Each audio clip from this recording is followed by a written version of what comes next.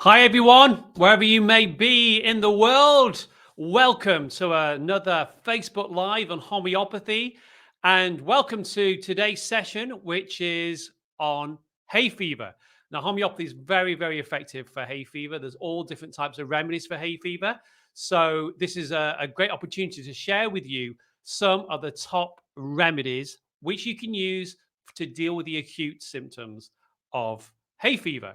Now, before we start, I always love to know where you are listening from, where you're joining us from this Facebook Live.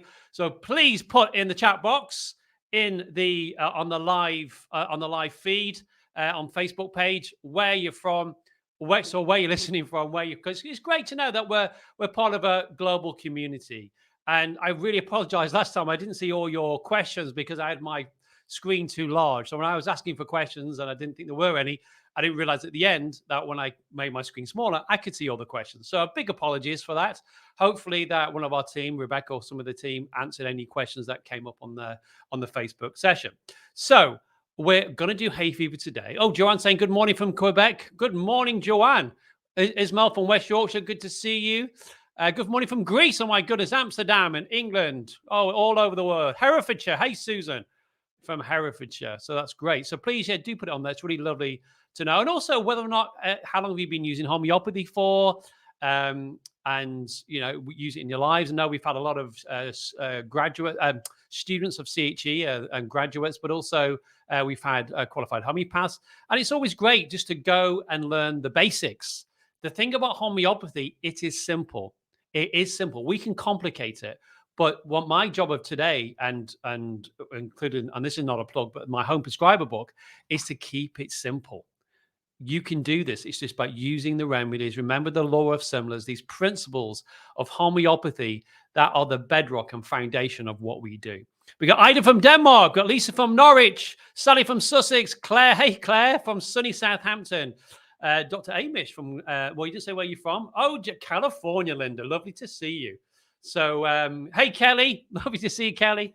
Bedfordshire and Florence from the Scottish borders. Everybody from all around different parts of the world. So without further ado, let me begin. So as we said, there's many remedies for hay fever.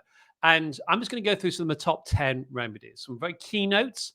And just to remind you, what is a keynote? Well, if you played a song at 2 or 3 notes, then you'd recognize that song. And it's the same with the remedies. These characteristic symptoms that make up these remedies will key you into the remedy, into what we call the materia medica, which is the remedies. So this is what I'm going to be teaching today. I'm not full huge pictures of these remedies. There's some of these keynotes. And with hay fever, I mean, this is by the way, I should have said it. Happy equinox, 21st of March. Perfect time to do this. 21st of March, if you're in the Northern Hemisphere, we're coming into spring.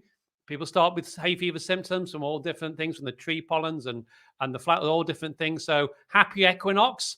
It feels like I can feel it. I can feel spring is in the air. And this is a transitional point. And often I found this in homeopathic practice, that these equinoxes, like the 21st of March, 21st of June, 21st of September, 21st of December, these are important points. And often people can get sick around this time, especially the March or the September, going from, into spring or going into autumn. And why is that? Well, often health is our ability to adapt to our environment.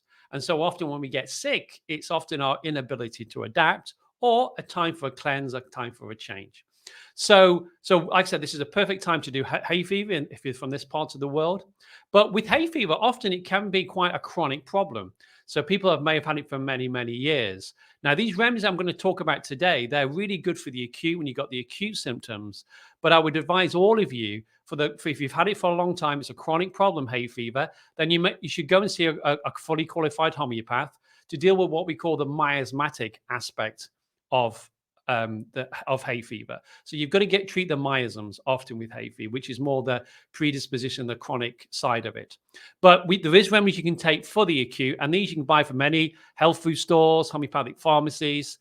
Some you will be able to get, some you probably have to go specifically to a homeopathic pharmacy. But I just want to go through the top 10. There's more remedies, but I just want to give you the top 10. And often with hay fever, you see that it's our overreaction. There's an overreaction going on to the external environment. So, as you know, hay fever is a common allergic condition, and it affects up to about 1 in 5 people at some point in their life. And some of the common symptoms of hay fever is frequent sneezing, a runny or blocked nose, itchy or watery eyes, and an itchy throat or an itchy nose. So these are some of the common symptoms that you get.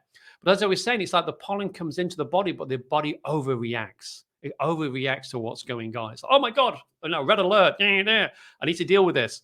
And so it'll produce a nasal discharge to try to get rid of it. And it's the overreaction. That's why I'm saying that these remedies will help acutely if you've got an acute situation. But for the long term, you often have to treat hay fever during the winter months. So that's why you need to go and see a homeopath. He will deal with it miasmatically in the winter months, and then you'll find that the following year that it's a whole lot better, or it may have gone completely. So it's a really good. If you and anybody, we get a lot of requests for homeopaths. Please put that, if you're looking for a homeopath, put it in the chat box. We can put you in touch with somebody because we have graduates now and we know homeopaths all around the world. So please put that in the chat box and we'll try to suggest somebody who may be suitable for you. And also we at CHE, if some of you don't know CHE, the Centre for Homeopathic Education, we are a training school. Next year will be our 25th anniversary. And I founded it in 1998 because I wanted to produce a really great training in homeopathy. And so we have a training clinic, which is a low-cost clinic. I think it's £25, which includes all the homeopathic medicines. So please get in touch if you want to attend one of our clinics as well. Anyway, that's just for people who are looking for a homeopath. Let's get back to hay fever. So, one of the things, the slides, well, a lot of people have asked for the slides. So the slides we're going to make available. So you're going to be able to download these slides as a PDF and have them for yourself. So also with hay fever, you'll experience hay fever symptoms if you have allergic reaction to the pollen, as we said. So pollen is a very fine powder, which is released by plants and during the reproductive cycle. And it contains proteins that can cause the nose, the eyes, the throat, the sinuses, even people's ears to become swollen, irritated, and inflamed. And you can get it from tree pollen, which is released during the spring, grass pollen released during the end of spring and the beginning of summer. Also weed pollen as well, which is often released in the late autumn. So I see little comments about the slide. Don't worry about the slides. Let's listen to what I'm saying and make your notes. You'll get a copy of the slides with a PDF, okay? So Allium cepa. So this is the first remedy, which is made from onion. So the remedy Allium cepa, you chop up an onion, your eyes water, your nose runs. Well, as you know, we use onion in a diluted form, a homeopathic form for coughs, colds, but also hay fever. And with Allium cepa, it predominantly affects the nose. So there's this profuse, watery, bland nasal discharge, often accompanied with sneezing. And this discharge can burn the nose and the upper lip here. And there can be a sensation of rawness in the nose. Again, imagine when you chop an onion up, what that sensation is like in your nose. And the head can feel dull and all bunged up or congested. But there's also itching in the nose, the back of the throat, and the roof of the mouth. Well, these are some common symptoms you'll see. Often the eyes are red and sensitive to light with watery, quite profuse tears that burn. So again, you chop an onion up, those burning tears that come down in your eyes. And the worst for being in the warm room, better for cold, open air. Okay, so when we're deciding between these remedies, we're always looking at the sensation, the modalities. So with Allium cepa, worse for the warm room, better for cool, open air. And they're particularly sensitive, this remedy, to the skin of peaches. The peach, the fruit, skin of peaches, and flowers, the odor of flowers. They can be very, very sensitive to that. The next remedy, a remedy called Arundo. And again, you probably won't find this in the health food store, but they may be able to order it for you. But you're probably going to find this at a homeopathic pharmacy. So here, the hay fever starts with this remedy, with the burning, really burning of the palate and the eyes, and itching of the palate. It's like they really want to keep itching the palate, the roof of the mouth. And it's also have this really annoying itching in the nostrils and the roof of the mouth, as we were saying. It's going to keep itching it. They get a pain at the root of the nose here, and they lose their smell. Okay, there's another remedy, Nature and Mule, we'll talk about, also loses its smell. lots of sneezing, but remember this itching of the nostrils, itching and the burning are these keynotes of Arundo. Okay, so look at Allium cepa, look at Arundo, and you can differentiate between that remedy. The next one's arsenicum album. And if you don't know, we did arsenicum last time for anxiety. So some of these remedies have huge pictures to them and can be used for many, many things. That's why they're called polycrest remedies, which means they have many uses. So often with arsenicum, they can have much burning in the eyes and the nose, and the nose constantly running with a discharge that makes the nose really sore and chapped. You know, the blowing in the nose, it gets really sore and really chapped. And what they call an excoriating discharge. It means like it really burns, a bit like very acidic almost. So they get a lot of redness around here, but burning again is a keynote for this remedy. And they get sneezing, and it's just keep sneezing without relief, and then the nose gets sore. And sometimes also with arsenicum, they can have wheeziness in their chest and feel a bit short of breath.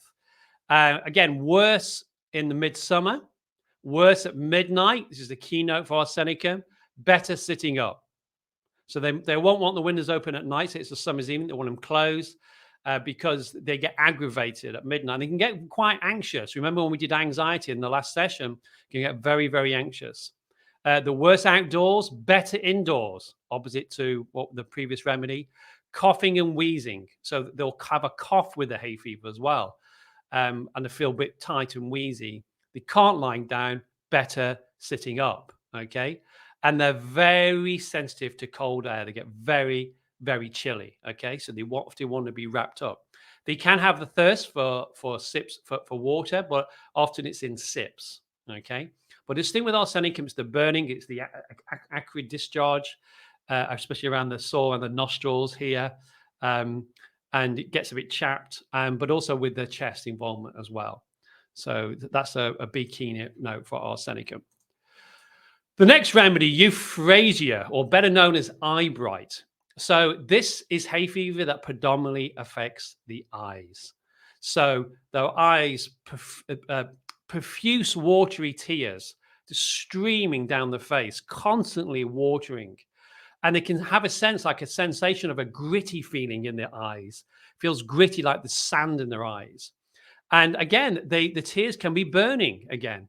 But the nasal discharge they can get as well is quite bland, okay? Because sometimes people can have different colored discharges. In homeopathy, we see that as important because some remedies have different colors, like dark green, yellow, dark yellow. As homeopaths, we're always fascinated with people's discharges. We always ask, oh, what color is that? What color is your nasal discharge? Because why? It indicates us to the right remedy. Because we're a bit like a detective. You know, when we're looking at homeopathy, whether we're home prescribing or a qualified homeopath, we're like a detective. We're trying to get all this information. What makes it better? What makes it worse? What's the sensation like? Whereabouts is it? What was happening before it started? So this is all really important to a homeopath. So the eyes water, especially in sunlight. So it's sunlight, the eyes will water even more in sunlight. But again, it's better for open air. Better if they blink and wipe their eyes, obviously, because there's nothing in there. But it's particularly the worst in sunlight, but also in the wind as well. The eyes are very sensitive. So think of anything really predominantly in the eyes, you think of Euphratesia. Often get oppressive pain across the forehead, and the headache they get this headache as though it would burst. Okay, as though the headache would burst. Sorry, the head would burst with the headache. So that's the sensation that they get. Other remedies will have different sensations. Some people feel like their head's in a vice, or they feel like there's a band around the head. So if they say they have a headache, a good question to ask is, well, what does it feel like? And often people will say, well, it feels like a headache. You know, a headache's a headache. Well, no, because people have different sensations in the headache. So a good thing to say to them, well, if they can't describe it, say, well, if you had to inflict that pain onto me, what would you do to me? And they said, well, I'd put something in there to make your head burst, or put a band around your head. So it's always good to ask that question when you've got it, or when you're asking it yourself, when you're trying to find a remedy for yourself. So oppressive pain across the forehead and a headache as though it would burst. And they have profuse nasal dripping. okay, during the day. This is important. They have a nasal discharge during the day, but it's blocked up at night. They feel really bunged up at night. So again, this is a keynote. So it ties you in to this remedy of Euphratesia. Great remedy. Remember that remedy eye bright. That's why I put the big eye. Just to remind everybody, people have come late. You can get a copy of these PDFs. We're going to let you have access to them. So don't worry if you can't see them on your screen. I don't know what you're watching it on. You will get it. Just listen to the words that I'm talking about. Okay, the next remedy, which is what's called a combination remedy. So mixed pollen is a really good remedy, which a lot of, again, the homeopathic pharmacies sell. A lot of health food stores sell them. So a combination remedy is lots of remedies combined in one. And with mixed pollen, it contains a mixture, a homeopathic of grasses, cereals, early and mid blossom trees, weeds, and flowers. Okay, it's a combination of all these. So basically, they've made them into a homeopathic version of themselves, and this is really good. You can take this before the hay fever starts, like a month before. Take 2 or 3 doses of a 30C, and again, for all of you, and I've said this in the last session, just stick with 30Cs if you're just starting out in homeopathy, like you get in these remedy kits, or you can buy from the health food stores. Just start off with a 30C. And so you can take this, and what it does, it lessens your sensitivity to the hay fever when it does come. Okay. So you may find by taking the mixed pollen a month before, like you may take it, once a week for a month before of a 30C, you may find your symptoms are a lot better. They may be 60% better. And you may still get hay fever symptoms, but now you can give the indicated remedy, which are the ones we've been talking about, to see if that fits your remedy picture. So it's really good to stop that sensitivity of the hay fever symptoms when they come. So don't forget mixed pollen. It's a really, really good combination remedy. The next remedy, one of my favorites remedies, is the remedy Nature Mule. Okay, so nature actually made from common salt, this remedy. But this is, again, hay fever with much sneezing. And you'll find that this keynote for this remedy is that they're worse for sunlight, hence the picture from sunlight. And there's violent sneezing with a running discharge. And the discharge is like, very thin, like egg white, like egg white in an egg, thin like that. That's sort of discharge. But their eyes water really easily and itch and burn from direct sunlight. Okay, so their eyes will water, they'll itch, they'll burn, and they'll sneeze a lot during sunlight. Okay, during sunlight, so they are worse for sunlight. What we call photophobia. Photophobia, this sensitivity to the sunlight, to light and to sunlight. So even if the light's streaming through your window in the house and you start to sneeze and sneeze and sneeze, that's a good indication for Nature Mule. They are worse sneezing from looking at the sun. And what you get again with this remedy, you'll get loss of smell and you'll get loss of taste. It's like they can't smell anything and they lose their taste. And one of the big keynotes for Nature Mule is they desire salt.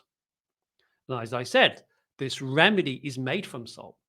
So they desire what's the remedy that they need. They're desiring the remedy that they need. So great remedy for hay fever, Nature Mule. This again is another huge remedy, has many, many uses. Nature Mule is predominantly a grief remedy, a great grief remedy, especially from things from the past. But you don't need that for the hay fever symptoms, just additional information. Okay, so that's Nature Mule. So the next remedy, Nux vomica.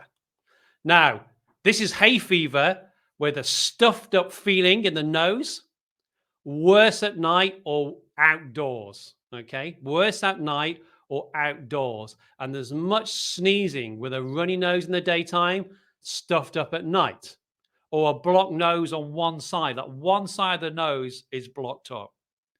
And again, they can have wheezing. The chest can be involved with Nux vomica.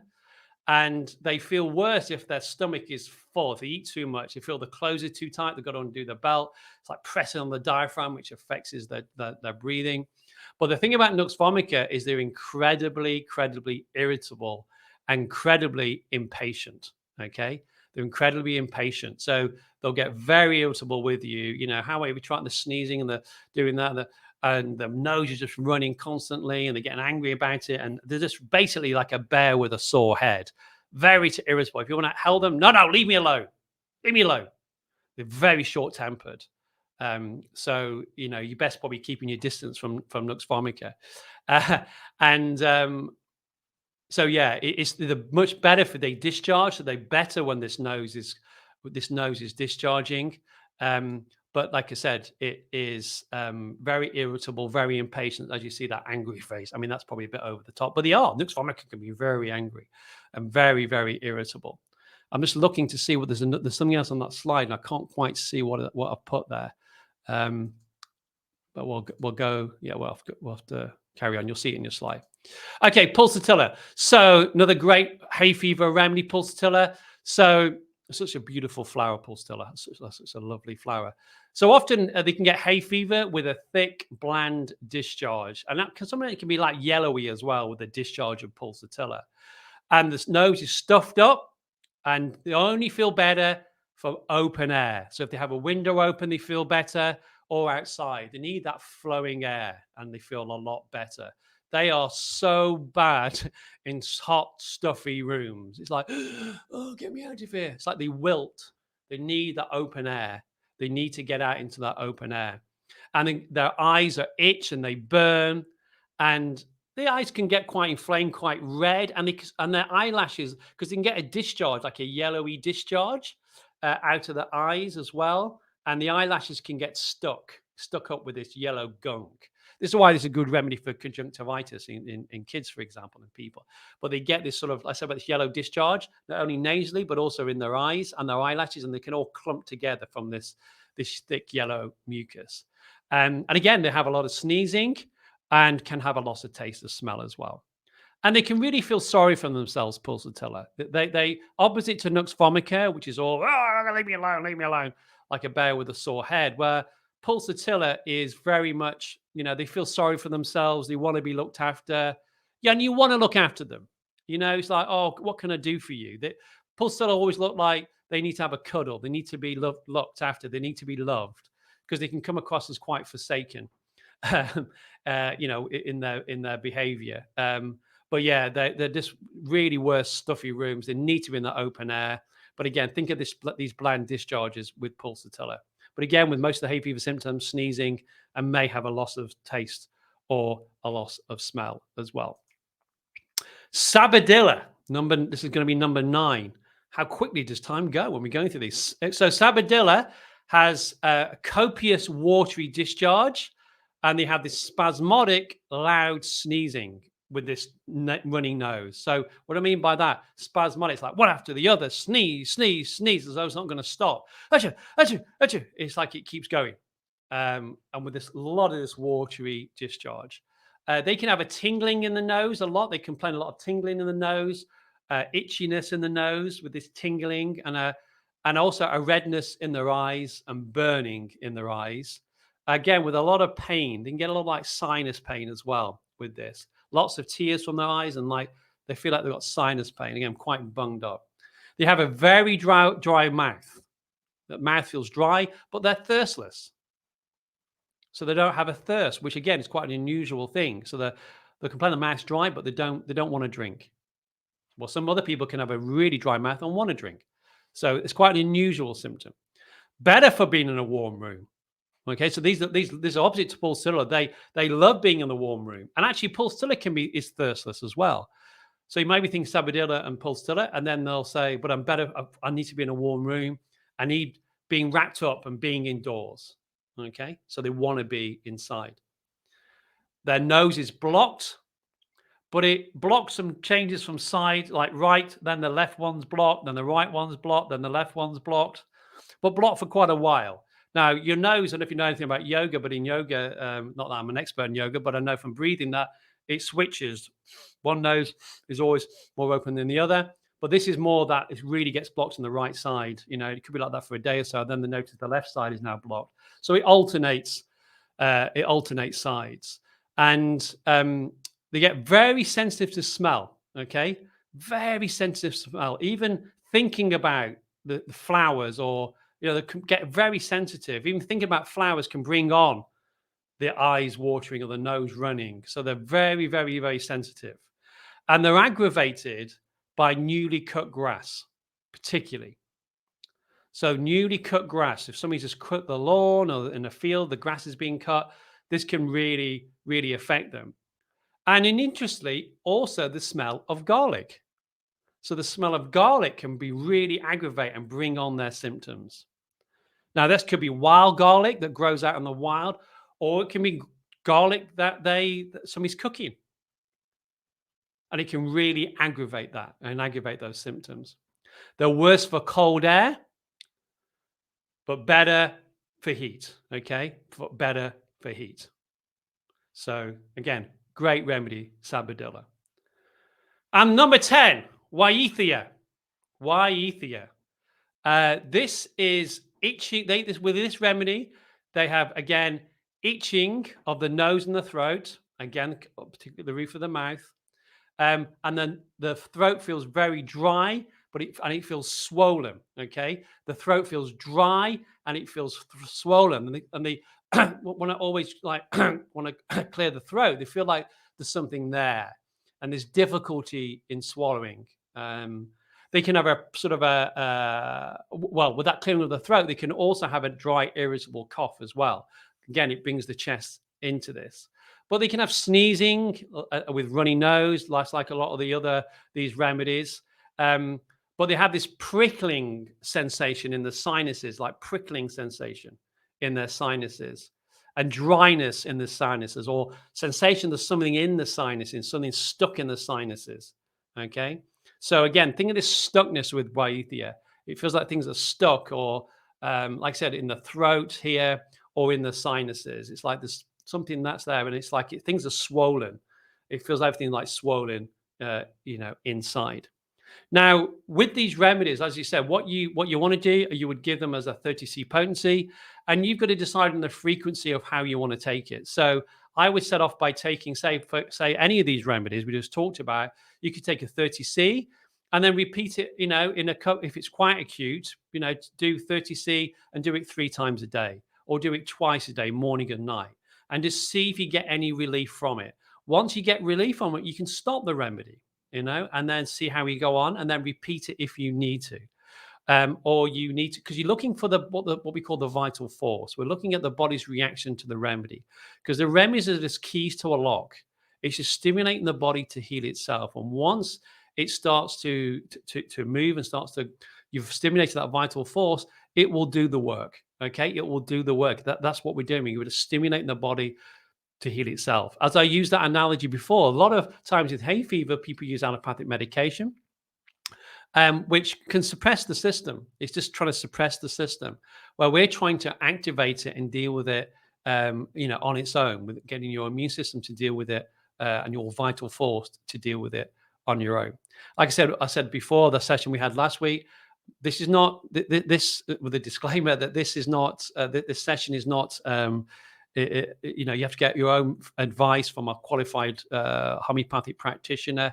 I'm just giving you some of the broad remedies that you can use, and if you need to get advice, then you need to get advice from a qualified practitioner. But hopefully from those top remedies, you've got some more of idea of how to prescribe for hay fever for yourself, the home prescribing. And this is really what these sessions are for. These are like things you can do in the home, for your friends, for your family, for yourself, for your loved ones, and just get using it, because the more that you use it and you see the results that you get, the more you will use it. Because homeopathy is about doing it. It's about giving the remedies, taking the remedies, and seeing how it works for you. And this is how you learn. This is how you learn the remedies. And that's why I said last time that everybody should get a remedy kit or get a small collection of remedies, and learn how to prescribe for yourself. Because once you use it, you see it. And that will encourage you to use it more. And often people, in order to use it, you need a bit of information. This is what these sessions are about. This is why I'm trying to give out these sessions for free to everybody. So I encourage you to use it. Homeopathy is needed more than ever. And the more that you know about it, and this is why a lot of the time as a homeopath like myself, I'm educating a lot of my clients and patients how to use these remedies themselves. I want you to be empowered that you can look after your own health, the health of your family, especially in acute conditions. More chronic conditions, I'd say go and see a qualified practitioner. But there's a lot of things you can do in the home in order to deal with everyday things that happen, bumps and bruises, whatever, cuts and grazes, cystitis. I mean, we're going to have a session on cystitis. So these things that you can use. And as I use that analogy, I'm going to repeat it again. It's like a car dashboard. If the oil light flashes, it means there's something wrong in the engine. If you just take the bulb out or you just suppress the symptoms, there's still a problem further down. There's still a problem in the engine, and the car will break down 2 or 3 miles down the road. So our job is to, as a homeopath, is to go into the engine, fix the problem, and the light will go off by itself. Because these symptoms we have are just the body's way of expressing to us that there's something we need to look at. It's an external manifestation of an internal state. So what we got to do is listen to the body, because the body contains all the natural healing wisdom that we're ever going to need. And you have it. We all have it. We all have it. So my job is to keep reminding you that we have it, that we have it all. So hope that was okay. I hope you enjoyed that. Let me see if there's any questions. Norman's saying, do you want to have a homeopath in Florida? Yeah, we know plenty. We will, if you just, somebody will answer your question, Noreen. So we'll go through that. The slides, we're going to make it available. We'll put the link in where you can get the PDF slides from. Noreen saying, I hope you don't mind me saying this. I love your accent. Okay, thank you very much. Must be that British accent. I don't know. Hi from Eclipse Island. Wow, where's that? From Eclipse is it in Ireland? Oh, Ireland. Pamela, how you doing? Okay, so thank you very much. Oh, thank you. Any day, thank you. Gratitude for this time on a Monday morning. Joanne, you're very, very welcome. Excellent, Marcus. Thank you. Oh, love all these Monday talks. Well, I hope you do. I mean, any questions? Put any questions in you want. Oh, let me see if I find any. Will mixed pollens from the UK work for US pollens? I would think so. But contact, I mean, in the States, there's Washington Homeopathics, isn't there? There's Hanneman Labs in the US. Ask them. But speak to Helios. Email Helios and just ask them. I mean, or go to the pharmacy where you are. I mean, another thing that people use on it is honey. Is honey in their local area? So if you've got any beehives in your local area, or just take the honey in the local area. That's another good little home remedy you can do. Hey, Gunnel, nice to see you. Okay, any questions? Okay, hello, Marcus. What's that metallic taste? What is with the metallic taste in the throat? So again, that can be another remedy.